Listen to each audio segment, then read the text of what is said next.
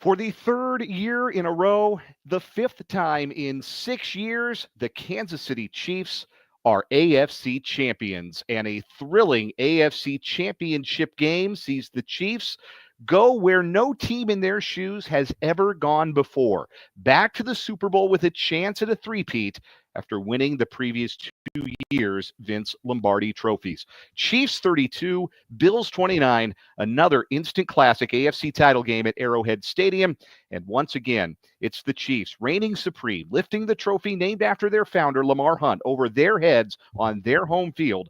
They will play the Philadelphia Eagles in New Orleans in 2 weeks in Super Bowl 59. Welcome into this Kansas City Chiefs instant reaction from the 580 Sports Talk crew. The gang is all here. Dan Lucero, Brendan Dworzynski, and Spencer Dupuis hanging out with you late night on this Sunday. It's a celebration. The Chiefs are Super Bowl bound once again again, I said it already, I'll say it again, my first thought, another instant classic. And two great teams that always seem to bring out the best in each other, and quarterbacks that bring out the best in each other. We saw Josh Allen and Patrick Mahomes at their absolute pinnacle this evening. We saw Mahomes do something he had never done in his career, rush for multiple touchdowns in a game. We saw Josh Allen make one of the best throws of his career late in the first half to Mac Hollins for a touchdown, just when it looked like the game might get away from the Bills before halftime. Josh Allen kept them in it. These were two great teams standing in the center of the ring for 15 rounds. But in the end, there's a reason we keep referring to Patrick Mahomes like Michael Jordan, because there is a generation of quarterbacks who have been stymied now at this milepost by the greatness of Patrick Mahomes and the Chiefs. And Josh Allen, great tonight, but denied again in a game that it was a shame either team had to lose. But as is so often the case, the Chiefs found a way to make one more play. Brendan Dworzynski, first reaction. Just an incredible football game, man. I mean, look, I know there were so many annoying, bothersome, certainly tiresome narratives going into this game, but it just ended up being a great football game. And it was two of the very best teams in the entire NFL going head to head in what was a game that lived up to the hype. We have had so few games in this postseason. I mean, just generally we talk, oh, big game, big game. How often do they actually live up to it? All playoffs long, there have been very few that actually have. This one did. You got two great quarterback matchups. I thought the defenses for both sides, even though there were some momentary lapses, I thought the Chiefs defense was better than the Bills defense, but the Bills still came up with some big plays of their own. I mean, it was just a phenomenal football game, and it just simply came down to, in the final moment, the Chiefs made two more plays than the Bills did. And there's no, I don't want to hear about the officials did this, or, well, what about the fourth down call? Okay, well, what about the Bills recovering 5 fumbles? There's almost nothing possible that is luckier than that. So I don't want to hear that, because that's football. That just happens in football sometimes. It's not better for one team or the other, or, well, they got the benefit of the doubt, they didn't. No, it's just good football. And the Chiefs, in the biggest moments of the game, guys, came up with the two biggest plays. One was Steve Spagnuolo doing what he does and calling the right blitz at the right time, seeing a condensed formation. We'll break this down X's and O's a little bit more coming up on 580 Sports Talk on Monday, but condensed formation on fourth down, you've got to know that Spags is blitzing. And you're blitzing Trent McDuffie, CB1 in that situation. Your second best defensive player, the all-pro Trent McDuffie, you're bringing him on a blitz. The Bills didn't expect it at all. So the call there on the Bills' fourth down was absolutely masterful. And then end of the game, I think his name may have come up. I think I brought it up as a joke at one point during the show on Friday, or maybe it was Thursday. We were talking about guys who could come up with a big play. I believe I jokingly mentioned Samaje Perine, and he came up with the biggest catch of the game. The little leak out from the backfield is just such a classic Andy Reid West Coast kind of play, and Samaje Perine ices another trip to the Super Bowl. The Chiefs made two more plays than the Bills did. It was an awesome game. Credit to Josh Allen for looking absolutely fantastic. Credit to Patrick Mahomes for playing a great game overall. It was just good, quality football. And in the end, the team that made a couple more plays and a couple better coaching decisions won, which is generally how these things go. Spencer Dupuis, your first reaction to tonight's game. I think the team that had their quarterback run the ball better won the game tonight. That was Patrick Mahomes. He had 2 touchdown runs, and we had seen Josh Allen for the last few weeks in the wild card round or in the divisional round last week, having to run for touchdowns and doing that and being the man, the guy. I'm going to take it in for a touchdown. I'm going to will my team to a score. Well, guess what? He didn't do that today. And Patrick Mahomes did it not once, but twice. He had 2 rushing touchdowns today on top of the passing touchdown, and I think that was a major difference. And I did want to bring up Samaje Perine again. I mean, unlikely guy to get you the first down you needed to secure the game, and he gets it for you. Yeah, I don't think there was ever a doubt that the Chiefs are going to put it in the air on those third downs or put it in the air in that final drive. They weren't going to be content to just run it and worry about the clock more than they worried about trying to get the yardage to seal the game. The Chiefs and the Bills both coached extremely aggressively. We thought that would be the case. We talked about that on Friday's edition of 580 Sports Talk. Both coaches coached aggressively. They sought points. They sought scoring opportunities. It paid off big for the Chiefs. They went for that fourth down near midfield, picked it up, and would go down to score a touchdown to make it, I believe that was the score that made it 14-10 after they had fallen behind early in the game. Chiefs also choosing to go for 2 when they went up 27-22. Love that call. Love it even more when it works, and it did with Mahomes finding Justin Watson for that 2-point conversion. That ended up being critical because it changes the state of the game. It just feels different. The vibe is different in the stadium with a 7-point lead and with a tie game after the Bills scored, rather than that being the Chiefs having to go and chase the game. But the Chiefs are so well coached. We've said this time and again, and we'll talk about all the ways in which that they were aggressive, in which they stole yards, stole points. But one thing that stood out to me, one of the most unstoppable plays in football, is the Josh Allen quarterback sneak, because he is built like a Sherman tank, and he just falls forward with that big old body of his, and there's nothing you can really do about it on 4th and 1. The Chiefs had their number on the sneak, and it came up big for them in one of the critical moments of the contest where the Bills were stopped on that 4th and 1 on the first play of the fourth quarter at midfield. The Chiefs had something, whether it was the cadence, whether it was the lineup, whether it was knowing that Allen prefers to go left on that play, whatever it was, they had that play sniffed out as well as you can sniff out. How do you stop the unstoppable? It starts with film study. It starts with coaching. And the Chiefs were able to minimize that weapon, one of the best short yardage weapons in football. They nullified it in this game, including in a huge moment with the Bills leading the game by 1, looking to milk clock, running the ball effectively. Chiefs had to get a stop there. They did, went down and took the lead after that. So coaching, again, it's always made the difference. It's a reason the Chiefs keep doing this. None of this is an accident. None of this is luck. If anything, Lady Luck smiled on the team that, as you brought up, Brendan, fell on all 5 fumbles. And really, it was all 6. Remember, Mahomes had the fumble that was called back via a penalty. That's the bounce of the ball typically that you need to beat the Chiefs.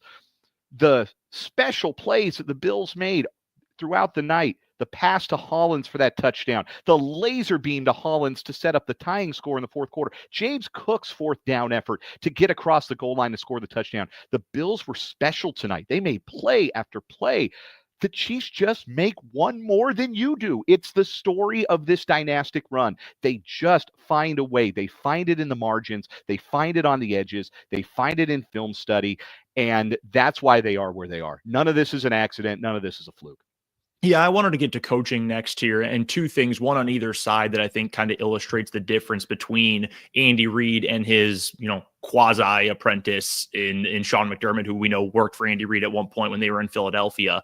The Bills, you mentioned it, Dan, and their inability to make it work in short yardage situations as often as they should, given who their quarterback is, given that they have that sort of weapon in Josh Allen, who's just a yak of a human being, especially when he runs the ball, and their inability to get it with those 1-yard leans. They kept going over left guard. And what did we talk about? We brought up an entire segment about this on 580 Sports Talk earlier this week. The interior of the Bills' offensive line is where you can get them. Now, that's mostly in pass sets, but it was clear during the run sets and those short yardage sneaks as well. They kept going over left guard, and the Chiefs kept having an answer for it. They kept doing it over and over, bashing their head into a brick wall. It's going to work eventually. It's going to work eventually, until suddenly you're at a time it's not working. Now, flip to the other side of things. The Chiefs, offensively, 2nd rushing touchdown for Patrick Mahomes. When is the last time, and Dan, you probably have a better grasp on this than Spencer, who's covered the team for just over a year now. Dan, you've covered this team for a long time. When's the last time you saw Patrick Mahomes read option keeper in the red zone? I'm going to say roughly, 3 minutes past never. Yeah, it's been a minute. I saw someone bring it up on Twitter. There's one clip from a few years ago where he pulled out something like that. The ability to go deep in the bag is something that the Chiefs possess that, frankly, most other teams don't have. It's the preparation. It's that gigantic playbook that this team, the continuity matters. The coaches have been together for so long. This core and even the ancillary pieces have been together for so long. They're always prepared with so many different things. Same thing about that blitz on fourth down. The Chiefs knew exactly when to pull it out. Spags knew exactly when to go to, again, the Trent McDuffie blitz. Guys, nobody on fourth down in the building. You could be the best X's and O's fan in the world. No one is expecting Trent McDuffie, of all defensive backs, to be the one blitzing off the edge on fourth in the game at the very end of there. It was just a genius call at the right moment. The Bills coaches, and this works most of the time. I was just listening to a podcast earlier this week talking about how Joe Brady on offense, one of the things he does that's usually a good thing, he streamlines things. And he says, hey, look, we've got 5 concepts that work. You know what we're going to do? We're going to run those 5 concepts over and over. We're just going to keep doing until they finally stop it. And you know what? Most teams can't stop it because they have maybe the second at worst, third best quarterback in the entire NFL back there. They can keep going back to the well. But when somebody stops it, can you go deeper into the playbook, deeper into the bag of tricks and find an answer for it? We know the Chiefs can. Very rarely have we found another team that is able to match them in that regard. And I think that's one of the big differences in this game today. The Chiefs had those wrinkles and the Bills, frankly, didn't have them. The pivotal moments in this game, that fourth down stop really, I think was the tipping point, because to that point, the Bills had started to do what I kind of thought was going to be their path to victory in this game. They were running the ball really effectively. They got their heavy personnel out there. They were pushing around the Chiefs, even in base defense, and James Cook was starting to roll. And they looked like they could bully the Chiefs a little bit. They could massage the clock. They were up a point. And then Dalton Kincaid just short on that third down. Josh Allen gets stacked up on that fourth down. I'll admit, watching live, I thought he had it. Watching live, I thought he had it. The official nearest the play, the one nearest our television angle, let's say that, said short. The official furthest on the opposite side from the TV angle appeared that he was going to spot it as a first down. Call on the field was always kind of going to stand on that.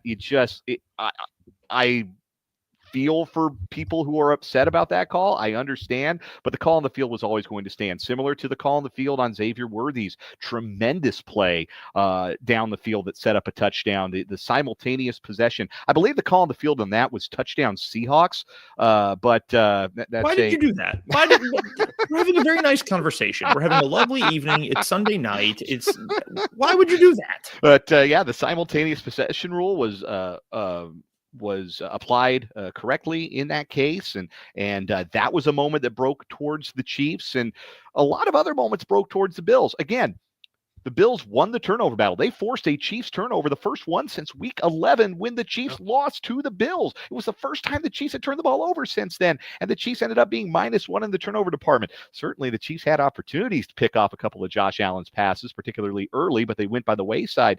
The things the Bills had to do to win, they did, and they didn't win anyway.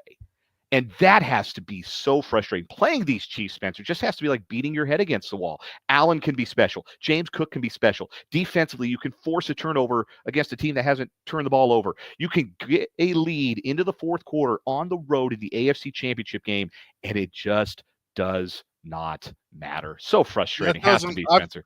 I've got another one for you. I think the Chiefs have found their kick returner. The amount of the field position that Nico Remigio is able to put them in. We saw it last week on the opening kickoff. Great take. Unfortunately, they were only able to get a field goal last week, but like what he's been able to do, I think as a kick returner is going to win him a roster spot next year. What he didn't get a roster spot this year is going to win him a roster spot next year. Yeah, I think that's a great point, Spencer, honestly, because it totally shifted the game at the end of the first half, right? Because the Bills were scratching and clawing. And again, I don't want to take anything away from the Bills. They played a great game. Sometimes you can play a great game and get beaten. Go ask a certain team from Lawrence, Kansas about that on the basketball floor on Saturday night. Sometimes you can play really well and still lose to a really good team, whether you're at home, on the road, whatever. Nico Remigio with that big kickoff return suddenly put a massive amount of pressure on the Bills at the end of the first half. That was huge. I'm right there with you. I think that's a great point.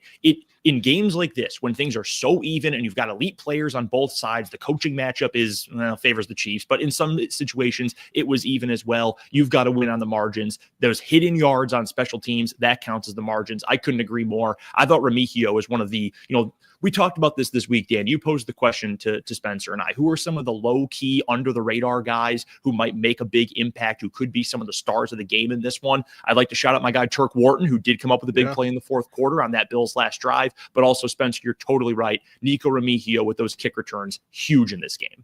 Yeah, he has. He's certainly been a real nice solution for the Chiefs, who lost McCole Hardman to injury. And the thing about Remigio, when we talk to like Mitch Holtis and folks who cover the Chiefs, even like on a day-to-day granular basis at training camp, they'll all say the same thing about Nico Remigio. Everybody loves him. Everybody's rooting for him. The coaches root for him. His teammates root for him. And he's not been a guy that's been able to find consistent playing time because, well, one, the wide receiver depth chart's been a little thick ahead of him. He's dealt with some injuries and, unfortunately, a couple of high-profile fumbles, including one that was almost costly on the opening kickoff last week, too. But the playmaking ability has always been there for him in special teams. And it's really cool to see guys like that get a moment like that in a game like this. And, again, it takes everybody. It takes all three phases, and the Chiefs keep proving this every single year. Again, none of this is an accident. None of it. The success on special teams. Harrison Butker finally kicking like he's healthy, looks healthy, kicking the football again, just in time. The special teams coming alive. The defense coming up with the big stop. The offense coming together with the drive to take the lead and get the first down. Ended up needing 2 first downs. I say, Pacheco, buddy, dog, stay in bounds, my guy. Oh my goodness. Tough game for Pacheco. He was kind of in part responsible for the fumble, and then he doesn't get out of bounds there. But then they put some JP running. They trust the veteran a little bit, and then he gets the first down that ends up sealing the game for the Chiefs. It'll be the Chiefs and the Eagles, just like it was in Super Bowl 57. The Chiefs, of course, winning that one on a last-second field goal. 38-35 at State Farm Stadium in Glendale, Arizona in Super Bowl 57. If they can do it again 2 Sundays from today in New Orleans, they'll have done something that no one in the history of the league has ever done. Initial thoughts, real quick. We'll keep them quick and we'll wrap things up. People want to go to bed. It's 9:30. People want to go shoot off fireworks. It's what's going on in my neighborhood right now. Yeah, for sure. So, Spencer, I'll start with you. Initial thoughts on Eagles, Chiefs, the rematch. We have seen the Chiefs muster rushing attacks all season long when it comes to having top-tier running backs, be under 100 yards, not give up 100-yard games. We saw this throughout the year. They're going to need to do it in the Super Bowl because Saquon Barkley is him, and I think this defense is going to have their hands full. Brendan Wierzinski, first thoughts on Eagles-Chiefs. I've already seen so much reaction across social media, Twitter, Blue Sky, Facebook, Zanga, MySpace, wherever, all this, oh my God, this matchup sucks. I can't believe we get this again. I know we just had it. And I know most of the public has turned against the Chiefs at this point, but I think this is an awesome matchup. I don't know what anyone is talking about outside of their just preconceived biases. Like, we get best quarterback in the league on the Chiefs side, Hall of Fame head coach Andy Reid, maybe first ever Hall of Fame coordinator in Steve Spagnuolo, Hall of Famers all over the board for the Chiefs. On the other side, in the Eagles, we get the best running back in football right now in Saquon Barkley, a defense that has been awesome for pretty much the entirety of the season. They've got star power on the rest of their offense, but maybe the best 1-2 punch at wide receiver in the NFL, at least this side of the Cincinnati Bengals. Like, this is awesome. There are so many cool players. There are so many cool storylines going into this game. I get it if you're fatigued, man, but this looks like an awesome matchup to me. And I've already told some buddies this who said they're all in on the Eagles in a couple weekends. I'll take your bets. You want to bet the Eagles in this game? You want to bet Jalen Hurts against Steve Spagnuolo's blitz packages in the Super Bowl? I'll take your bets. Yeah, you want to bet against Patrick Mahomes in a big game. That's all I need to hear. If you're willing to do that, I will. I'll take some of that action too. Send them my way if you want. Last word for me in this one, Chiefs fans, don't let anybody steal your joy, because this is unprecedented. This is uncharted territory we're talking about here. 5 Super Bowls in 6 seasons. 5 Super Bowls made in 6 years. A chance to do something that's never been done in the Super Bowl era. Win 3 in a row. The haters, as a certain Chiefs player's girlfriend once sang, are gonna hate. They are. That's what they do. That's what society is. That's definitely what social media, cesspool that it has become, is. Don't let the haters steal your joy. This is a delightful team. This is a team that is so much fun to watch. Even when they're grinding out wins, they've got such great personalities at head coach and quarterback and star defensive player. And yeah, that tight end. This is a fun team. A fun team with a shot at history, and they've already taken it further than any other team in their shoes. Remember, the 76 Steelers, without their 2 starting running backs, fell at this milepost. The 1990 49ers had a crucial fumble late, a late injury to Joe Montana. They fell at this milepost. The 1994 Cowboys turned the ball over 3 times in the first quarter, never seriously threatened the 49ers, fell at this milepost. The Chiefs are the only ones still running with a three-peat in sight. So don't let anybody steal your joy. Enjoy your night, Chiefs fans. Soak this one in. You deserve it. Those rascals did it again. They're going back to the Super Bowl. We'll have lots more to say about it on tomorrow's edition of 580 Sports Talk. We hope you'll join us for that on 580 WIBW and FM 104.9 in Topeka, and also on these same video channels, 580 Sports Talk on YouTube and WIBW News on Facebook. For the fellas, Spencer Dupuis, Brendan Wrzynski, I'm Dan Lucero, bidding you a very good night, and we will talk to you tomorrow on 580 Sports Talk.